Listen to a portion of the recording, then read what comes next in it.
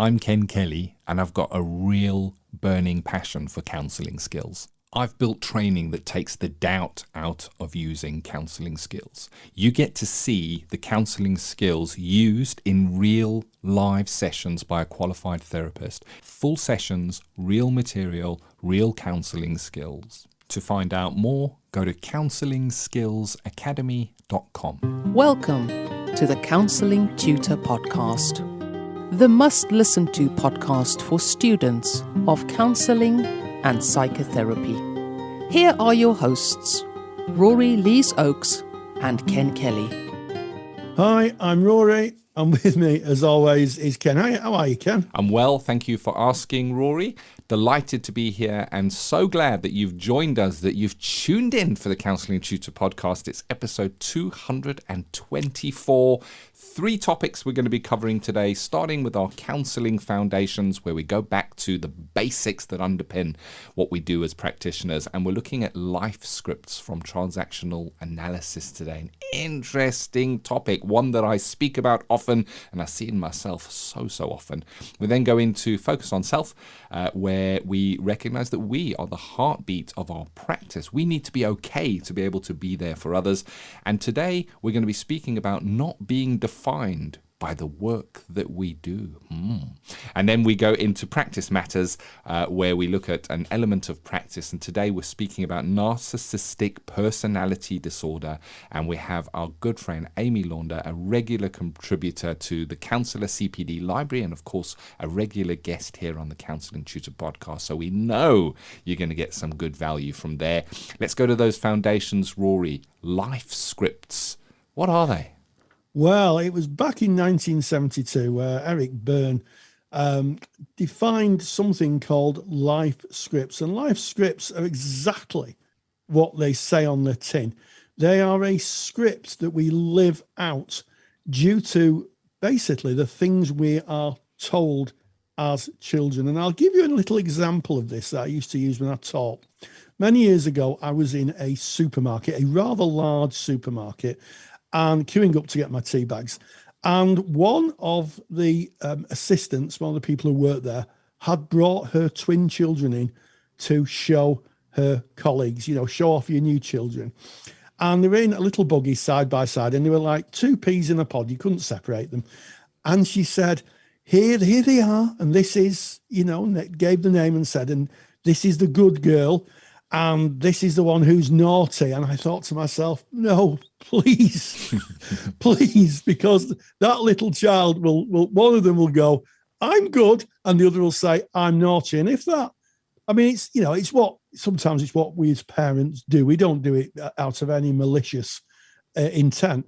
But if that message is reinforced through the years, then that becomes a script, like an actor would use a script to portray a character. That's exactly what happens. And the things we're told as children then go on to form how we live our life. And I'm reminded of a very sunny May afternoon a good few years ago where I was explaining this.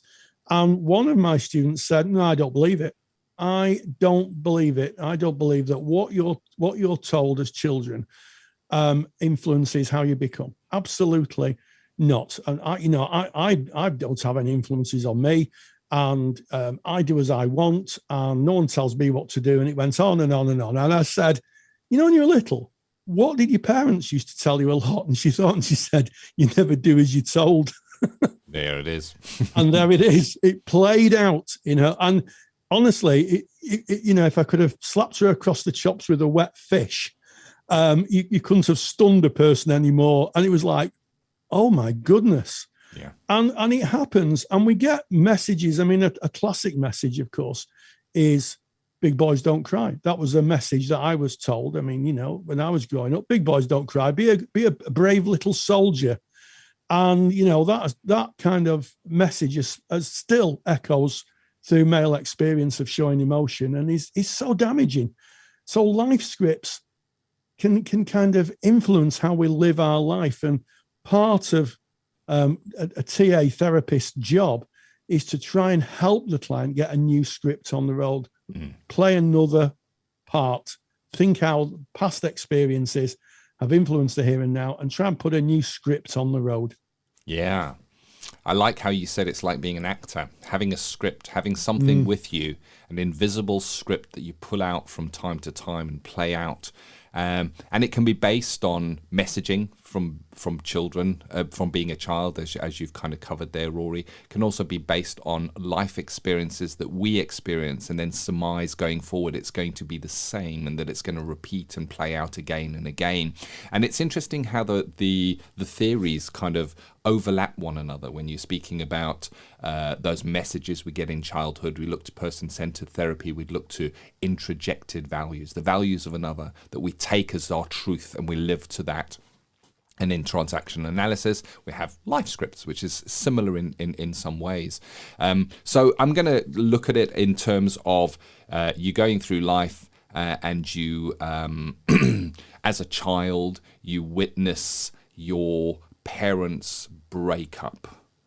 So there is a breakup in your parents, and we kind of take out our little script and we go, okay, parents break up, and we write that down. And then you go along a little bit, and then you have your first relationship, the young love, and you're in love, and it's all going great, and then you get dumped, and you pull out your piece of paper and you go, hold on a minute, this happened to my parents. Look at this, theirs didn't last, and you write on there, and obviously this is all happening subconsciously.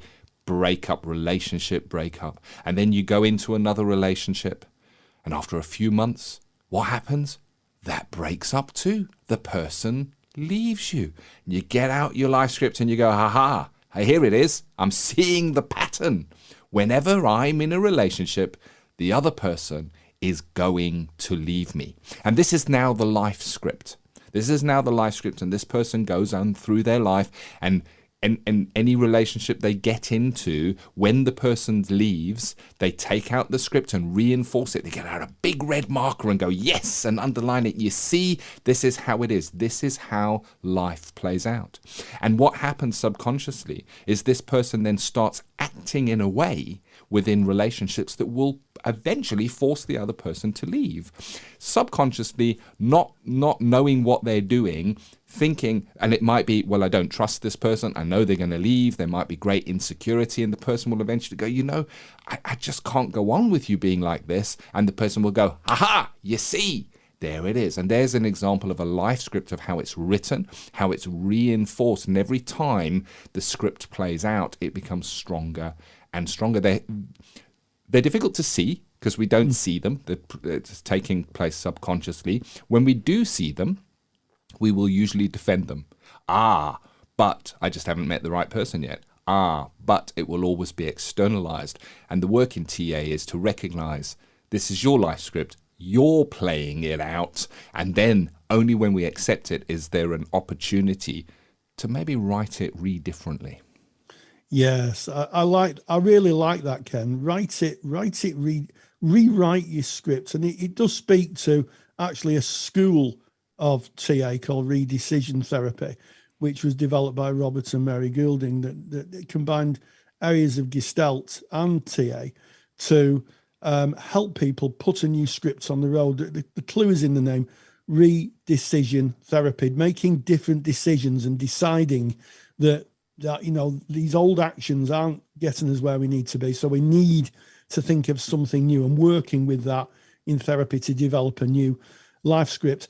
But I tell you what, Ken, sometimes it's not just parents who are people that we meet who can write our initial scripts. It's also society. Ken and myself are neurodiverse. We're both dyslexic. Ken has spoken quite often about being an autistic man.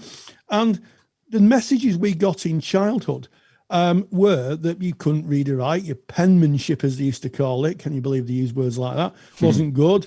And you were dumped in the, you were a bit thick. I was told on a numerous occasions I was a bit thick. And if I think of my life, I think, well, I'm a bit thick, I might act a bit thick. And I went through a great proportion of my life not really thinking too much of myself in terms of my intellect, because society, to some extent, because they didn't understand dyslexia and neurodiversity, had written me off, and I'd helped write myself off because I'd listened to that. It was only when I met someone into my 20s who said, no, you're not stupid, you're dyslexic. And I'm like, what's that? And it was only when someone pointed it out and said, actually, look at the things you're doing. You're quite capable. It's just that you don't do it in a traditional academic style. And that changed everything, Ken. You know, that led me on a path to go to college. I went back at 40 years old with no qualifications. And it led me to making a podcast with you, Ken. So sometimes rewriting our life script is really, really important, but it can be a difficult process because we've got to look at those past messages. I don't think it's sometimes very easy. From my own experience, I had to look at past messages and they came from all directions, Ken, and sometimes from people who should have been caring for you. Yeah. Just what you shared there, Rory, it's so strong, it's so powerful. I wonder how many students say, oh, I'm not very academic. I'm not good at this kind of stuff. And I wonder where that comes from and what wrote that script. Because I certainly shared your script, Rory. I think I had my own copy. I probably photostatted it. Wow, there's a word you don't hear often, photostat. Photostat. I'm showing my age here. A copy of that exact same script. I didn't do well in school because of my neurodiversity. It was never picked up. I was labeled lazy and non-academic. I thought I'm not an academic. I can't do this kind of stuff. And I look now, and I qualified as a counsellor. I then qualified to teach. I have been involved in delivering supervision training, online and telephone counselling training. I run a training company with you, Rory, that trains. You've written I've written written couple of books, Yes. and I'm dyslexic. Oh, I can't write. I'm not good at writing. I'm an author, and I've written a book, and it takes challenging the script to get to that point. It takes challenging it, looking at it, and it's frightening to challenge a script. There's, you great with the remembering, Rory, who said what, and it's that all behaviour is goal directed. Rogers. Thank that you. was 19 propositions. Thank you. 13. There you go. Thank you. I knew it was there in the theory somewhere. See, I told you I'm not an academic. Notice how he pulls out his script and underlines it in red.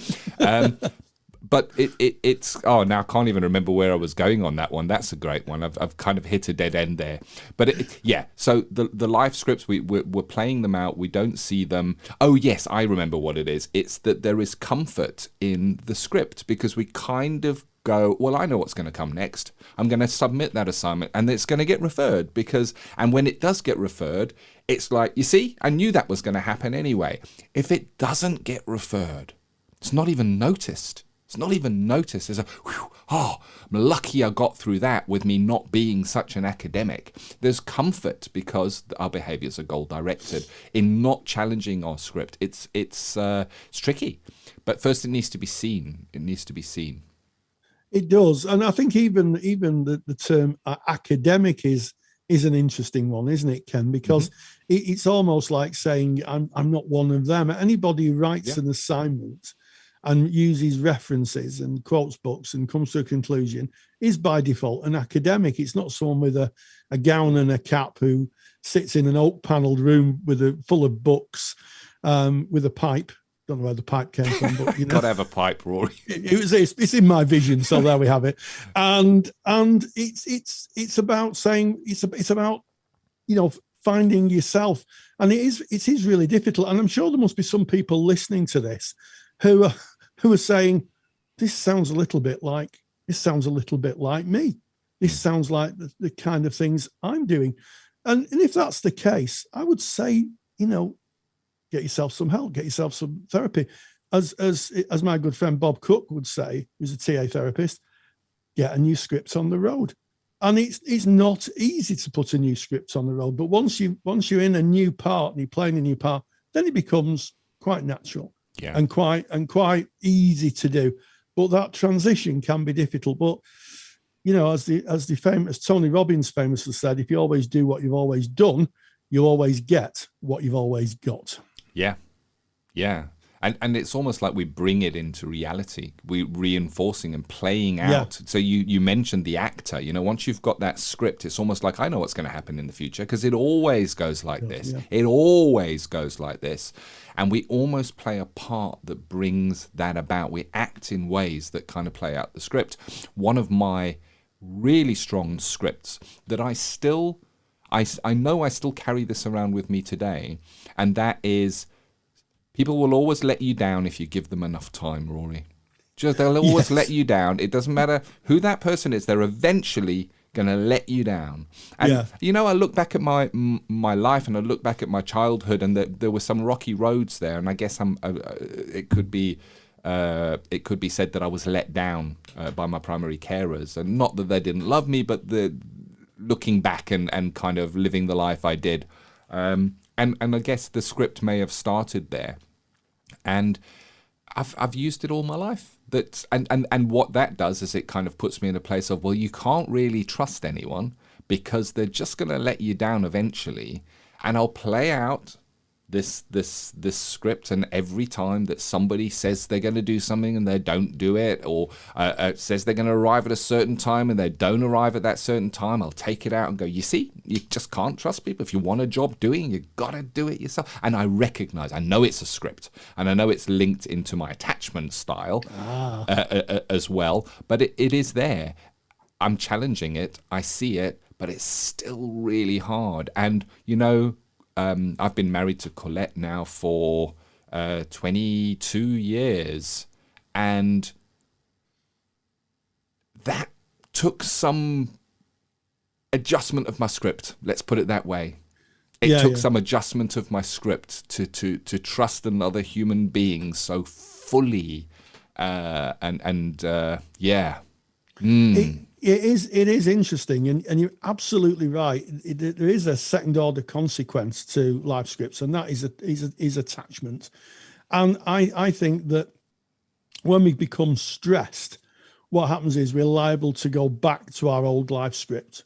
And I think part of that is seeing that stress and saying, "Whoa, got to be careful here. Got to be careful here." And it's really strange. I'll let you into a little secret. When I say we record on the Zoom platform, because we're separated by about 40 miles, I think, as the crow flies, Ken and myself. I'll sometimes come in a little earlier to the Zoom room and wait. And when Ken pops up, I'll go, he's turned up. and there's a little part of me that goes, what? Why would he do that? And it's the same with everyone. When that little bar at the top comes, it says Ken Kelly's entered, or whoever it is, I go, that's remarkable. It's almost like I really don't get why people would turn up. Yeah, because the script says otherwise, doesn't it? They're going to let you down. They're not going to be there. They're not going to show up.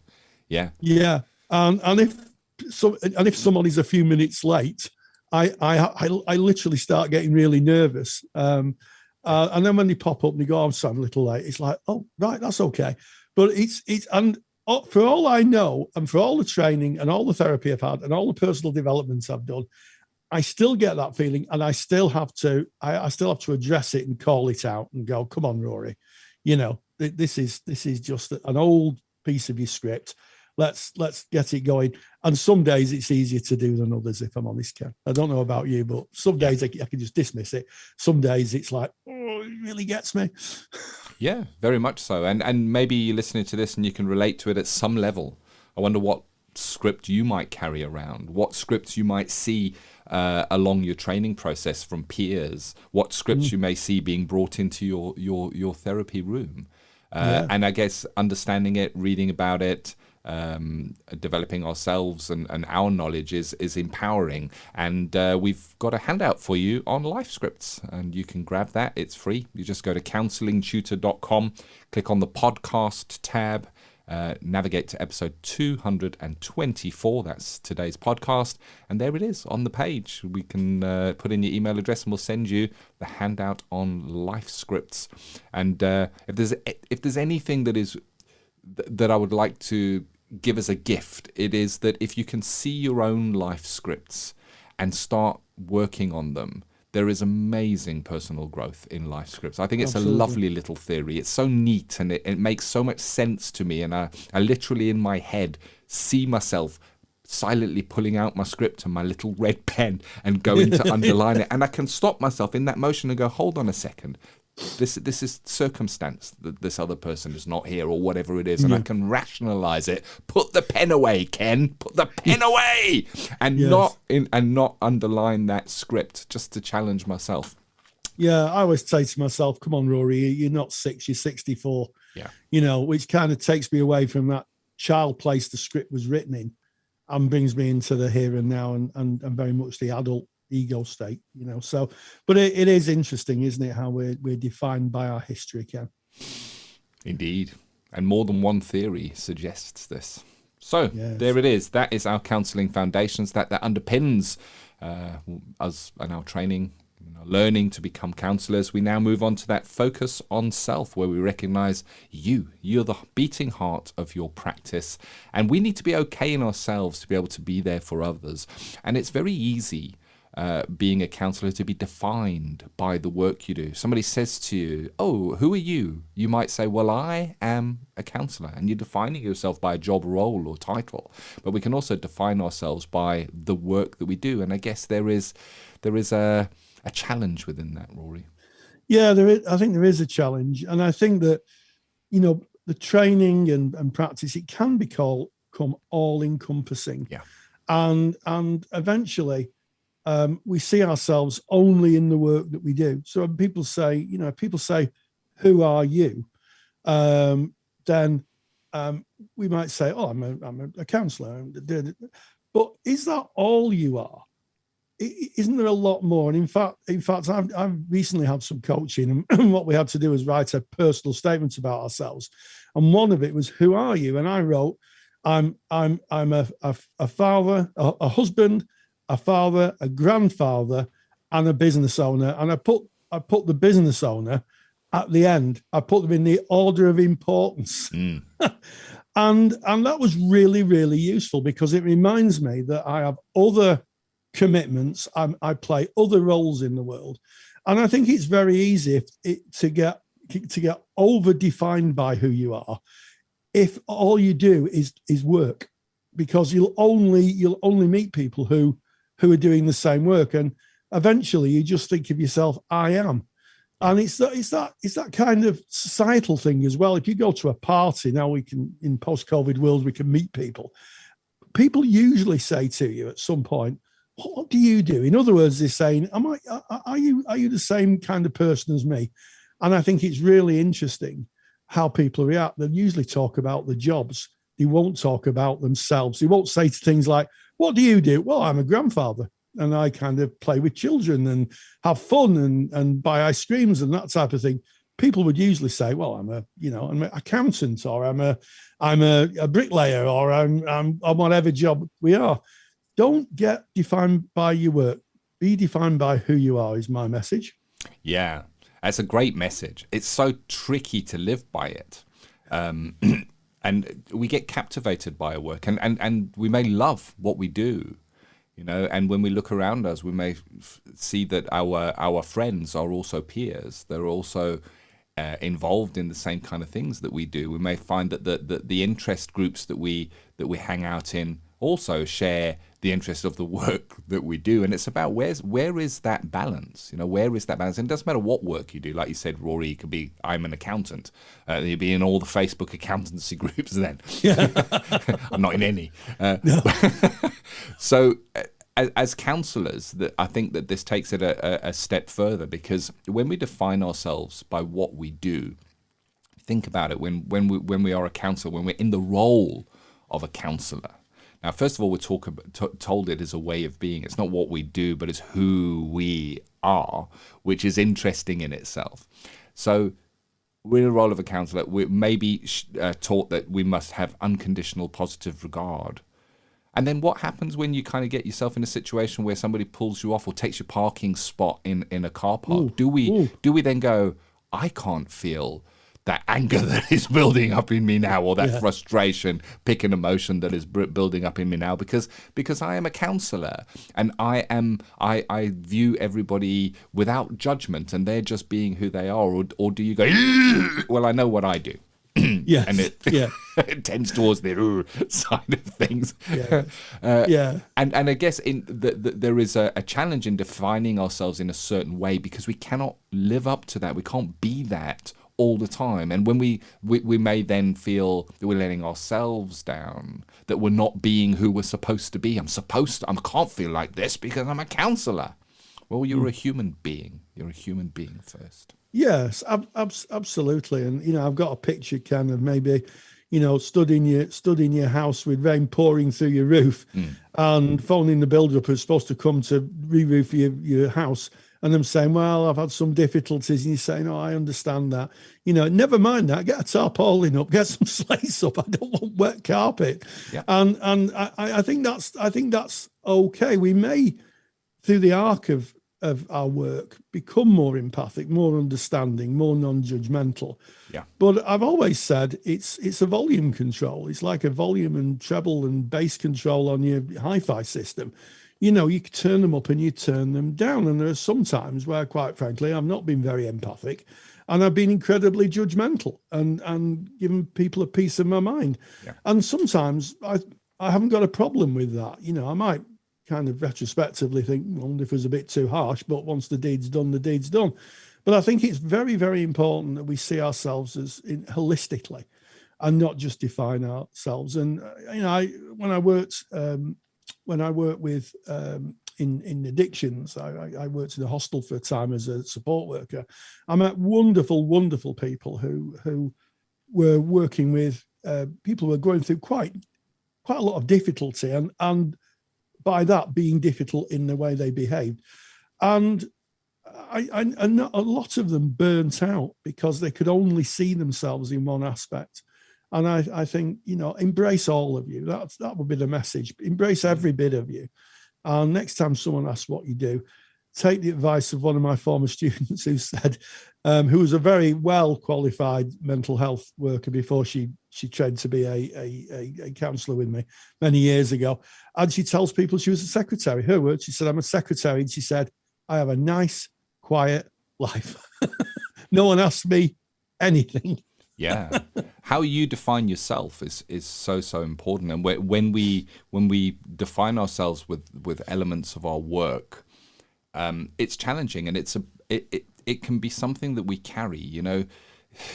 I was contacted by a really good friend just recently, and this really good friend has done a little bit of counselling training, and he was sharing that he finds it difficult when those around him, his friends or acquaintances, may be going through a challenging time, to not kind of slip into that mode of I should be helping here, I could be helping here. How should I say? What should I do? How should I listen to this person when they bring me this? That when the people are sharing their challenges from life, and what he was experiencing was that being defined by the fact I've done a little bit of training, I know all of this, I should be acting differently in these kind of conversations. And he was sharing, there are times that it's actually just quite frustrating, and he wished that they wouldn't reach out to him. And that is I guess being real. And I think that the challenge here is, what is your balance? What do you do to hold the balance within your life? What are your downtime activities? How do you switch off? What do you do? What are your hobbies? And it's interesting, on so many forms is what are your hobbies? And people will write things like watching television. But that's kind of a hypnotic pastime where you sit there and turn down. What do you do that is an interest outside of your work? Even if you're studying, it can be all consuming. It can take up so much of your waking moments just with thoughts of what it is that you do. Yeah, absolutely, Ken. And it just reminds me, what are your hobbies? I remember that was the first question I was asked when I went for my counselling placement nearly 20 years ago. They said, and I thought, what a strange question. I've come here to be a placement counsellor, not to talk about my hobbies. But now, of course, with hindsight, I realised he wanted to make sure that I had more dimensions, that I was a multi-dimensional person, as opposed to a one-dimensional person. And It really is. It really is so important. And I also think, Ken, that when you do the work we do, we tend to make friends with people in our profession who do the same kind of work. We kind of gravitate towards like-minded people. And I'm honestly struggling to think of the amount of friends I've got who aren't therapists. I can think of a few, but majority of them are. And it's noticeable when we meet up, we'll talk about all sorts of things and not therapy. We'll make a point of talking about our kids or where we're going, or someone was buying a new house the other week. We were talking about that, and trying not really to go onto that therapeutic land, so that there was more to us. We were multidimensional. Yeah, and we bring this topic in service of focus on self, but it is also in service of our clients, because we may have a client who is coming in and is defining themselves by what it is that they do. And to kind of close it off, Rory, I was speaking to a friend recently who is also a colleague, also in the counselling world, and we were talking about our shared enjoyment of Star Trek. Oh, no. Well, that's all flipping, I can't say that, flipping therapy as well, isn't it? I mean... Yeah, I can hear the beeps now. Beep! Beep! I think I got away with it. Yeah, you got away with it. Nobody noticed, Rory. No, but no one had noticed. But yes. And, I could talk about how there's very close connections between therapy and Star Trek, given enough time. But I guess that is a outside interest, isn't it? Yeah. That's nailed it. You're absolutely right, Ken. There it is. That's focus on self. And we now move on to practice matters. That's where we look at elements of practice. We anything from running our practice and the day-to-day business of a practice, or presentations that may come to us within our practice. And Rory, you met up with Amy Launder. Now, Amy Launder is a good friend of Counselling Tutor. She has a number of lectures in our Counsellor CPD library. But the topic is an interesting one: Narcissistic Personality Disorder. Yes, you're absolutely right. Amy is a firm favourite with people who view the lectures. That people wax lyrical about Amy's delivery style and the topics that she brings. But yes, a narcissistic personality disorder is always seen in quite a negative light. It's kind of bandied about as almost people being bad, or sometimes even the word evil is connected with it.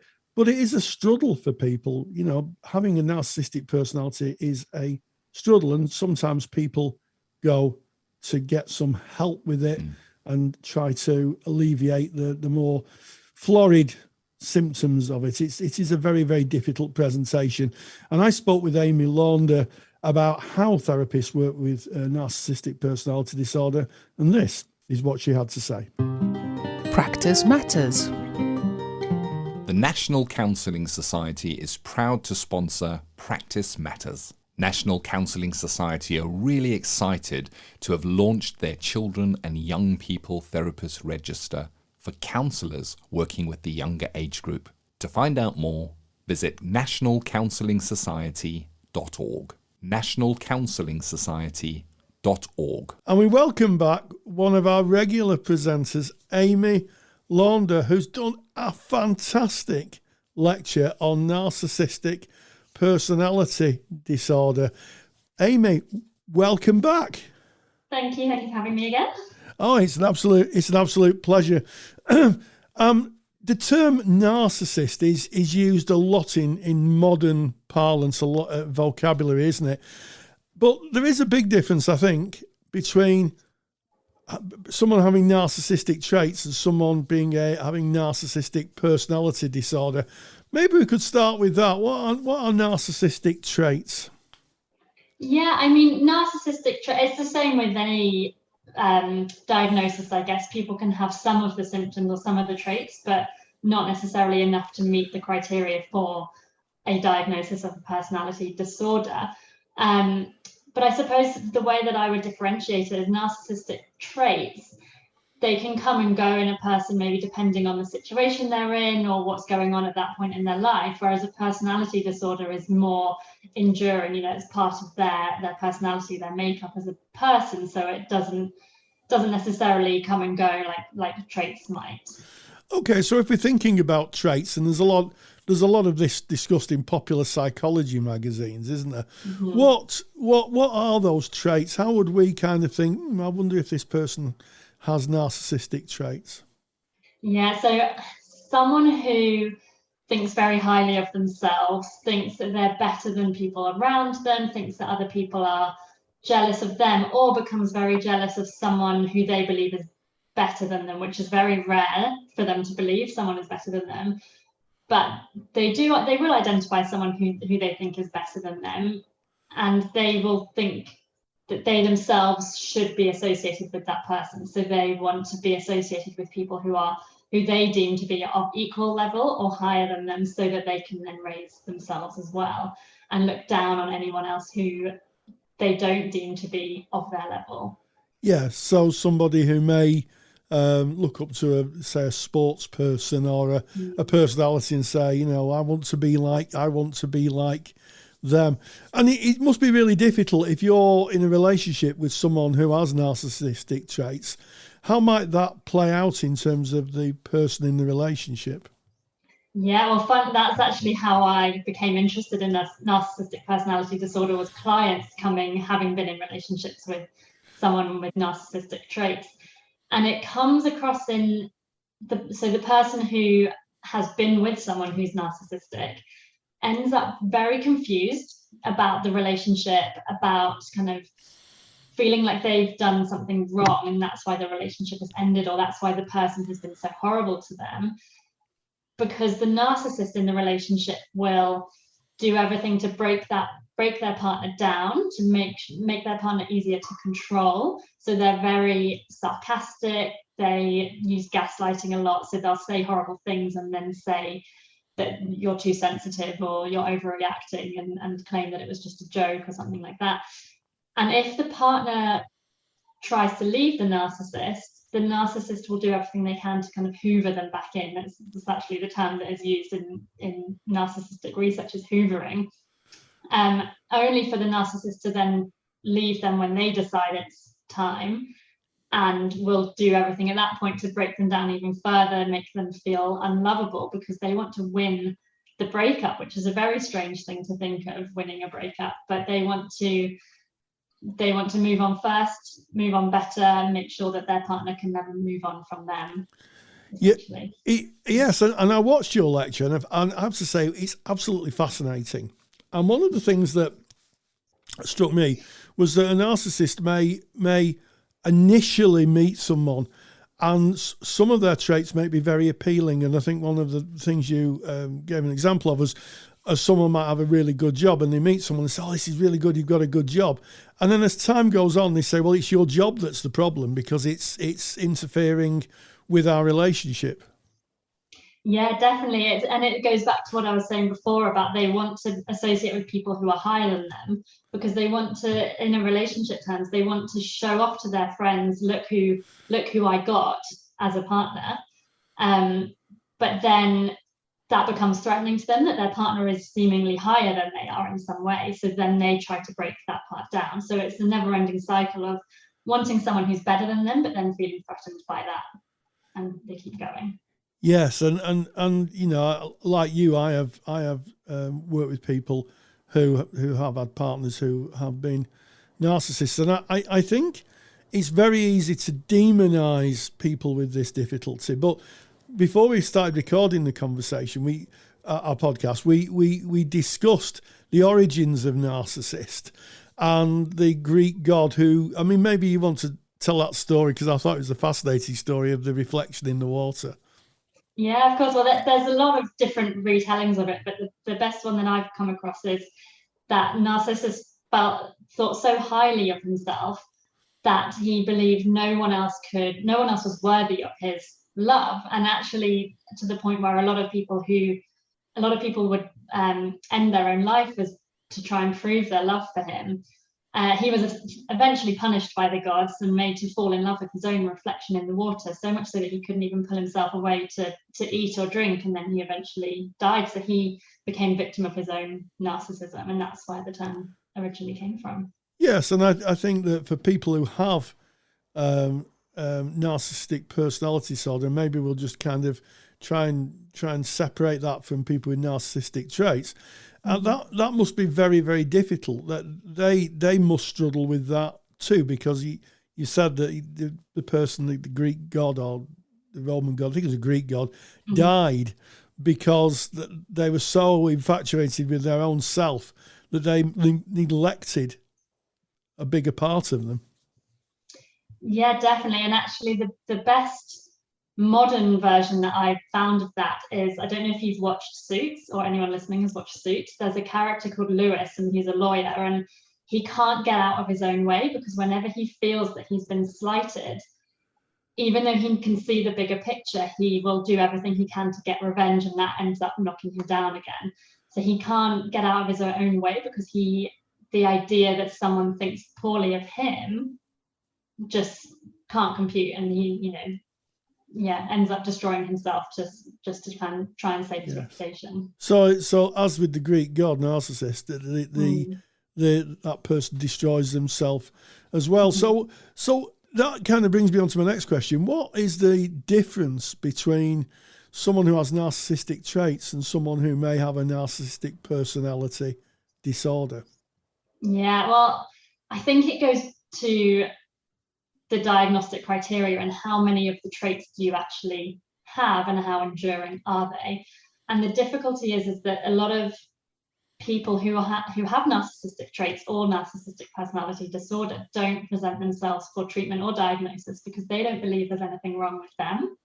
So it's normally in other people presenting someone, like we've just said with our clients who have come with having been with narcissistic people. So yeah, it's very difficult to diagnose and treat because they don't turn up for treatment.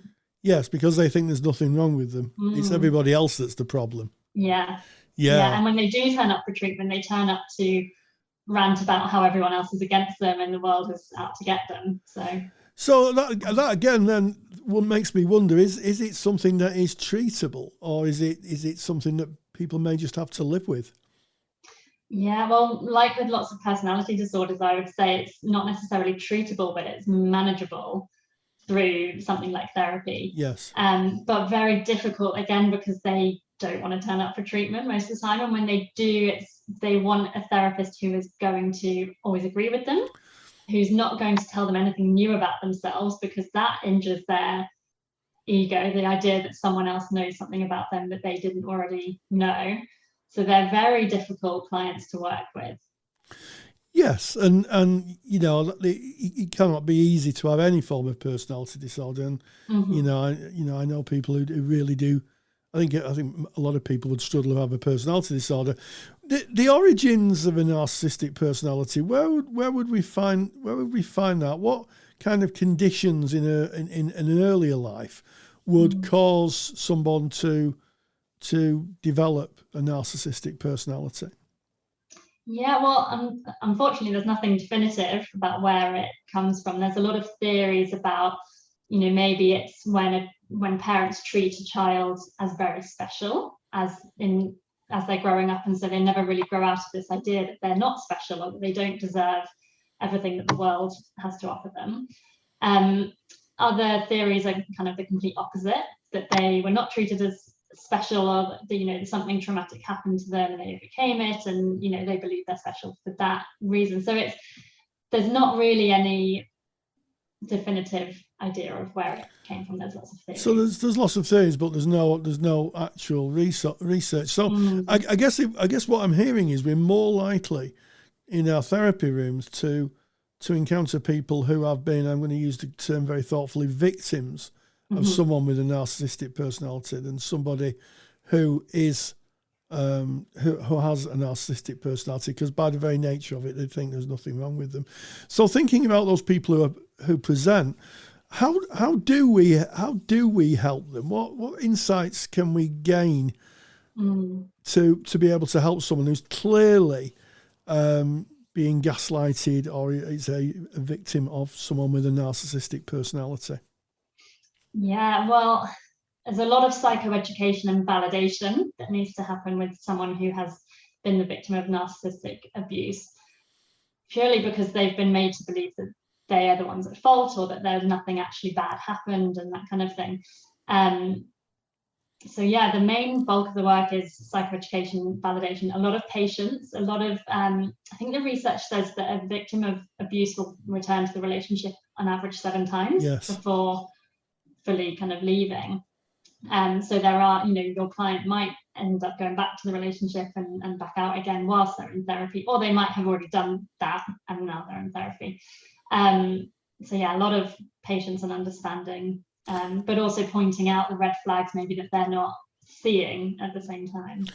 Yes, and the one of the things that I know from my own practice when I've worked with clients who've been quite clearly in a relationship with someone who has narcissistic traits is the fact they're not the person with the traits isn't going to change. Mm-hmm. That I don't know how often you've heard this, that and I'm going to use the word he because it usually is a he, but I acknowledge that women can have narcissistic traits as well. But he's changed, and it's usually, isn't it, when the partner feels stronger the danger lies, because they feel stronger. They feel at that point they can control the person, and of course that's not the case. Is that your experience? Yes, definitely. So there's always this idea of there's going to be a better day.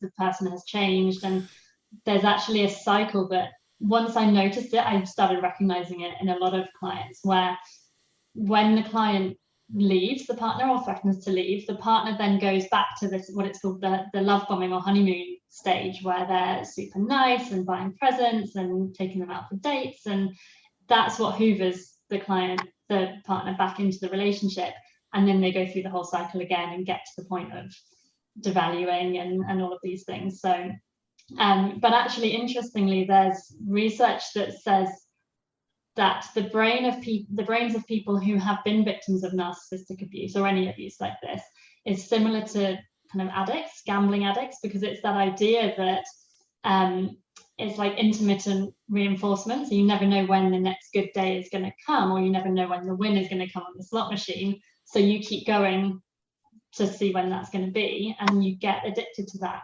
relationship, even though it's not good. How absolutely fascinating.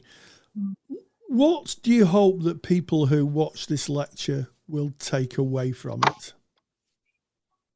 I think that there's a difference between being a narcissist and having narcissistic traits.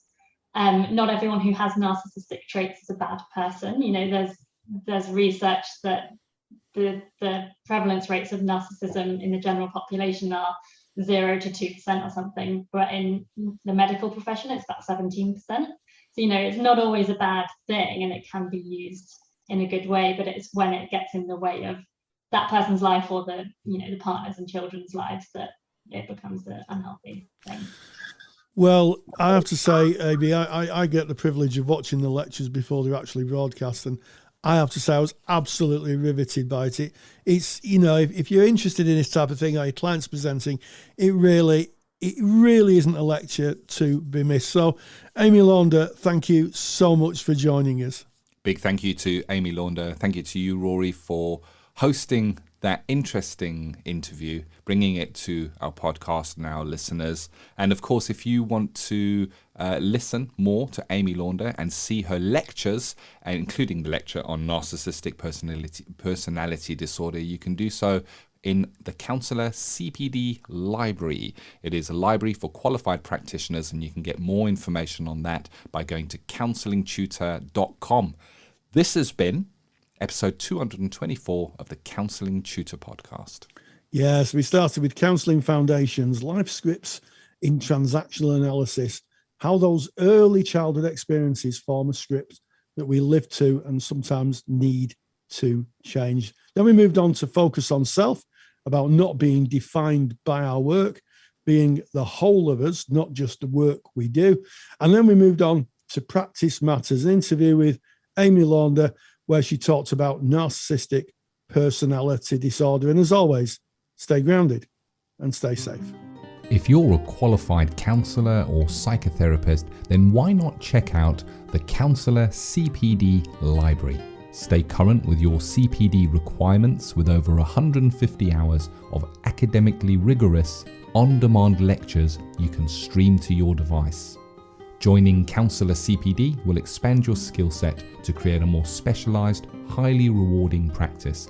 For more information on the Counselor CPD Library, visit counsellingtutor.com. Thank you for listening to the Counselling Tutor Podcast. Find the show notes for this episode on our website at www.counsellingtutor.com.